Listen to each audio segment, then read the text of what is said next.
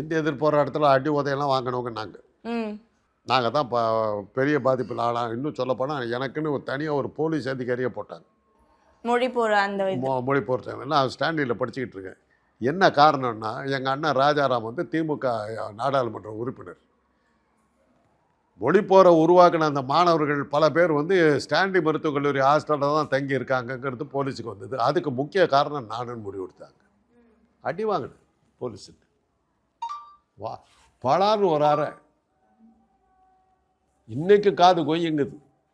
50 வருஷம் ஆச்சு. எனக்கும் அரசியலுக்கு சம்பந்தமே இல்லை. எனக்கு என்ன நடக்குதுன்னே தெரியாது. அந்த தலைவர் எங்கே இருக்கார், இந்த தலைவர் எங்கே இருக்காருன்னு கேட்குறாங்க. எனக்கு தெரியல. கூட என்னோட இன்னொருத்தர் யார் மாட்டார்னா என்ஆர் கிருஷ்ணன் என்னுடைய சீனியர். அவர் பொள்ளாச்சியில் டாக்டர் உயிரோடு இருக்காரு என்னன்னு தெரியாது. அவரும் என்னையும் தான் பிடிச்சிட்டாங்க. நான் வந்து சின்ன பையனாக செகண்ட் இயர் படிச்சுக்கிட்டு இருக்கேன். அடித்த உடனே அப்போ தான் எங்கள் வார்டன் குவார்ட்டர்ஸ்க்கு முன்னாடி தான் நடந்தது. உடனே வார்டன் என்னமோ நடக்குதுன்னு கீழே வந்து பார்த்தாக்கா போலீஸ் உள்ள நிற்கிது. யாரை கேட்டு உள்ளே வந்தீங்கன்னார். அன்றைக்கி அமானுல்லா பைக்குங்கிற அந்த வார்டன் மாத்திரம் இல்லாமல் இருந்தால் நான் செத்து போயிருப்பேன். அந்த அளவுக்கு அடி உதையெல்லாம் வாங்கினோம்.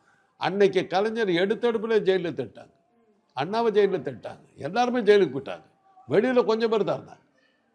யார் நடத்தின ஜல்லிக்கட்டு போராட்டம் எப்படி நடந்ததோ அதே மாதிரி தான் அன்னைக்கு இந்திய எதிர்ப்பு போராட்டம். எவன் தலைவன் எவன் நடத்துகிறான் யார் லீட் பண்ணுறான் ஒன்றுமே தெரியாது.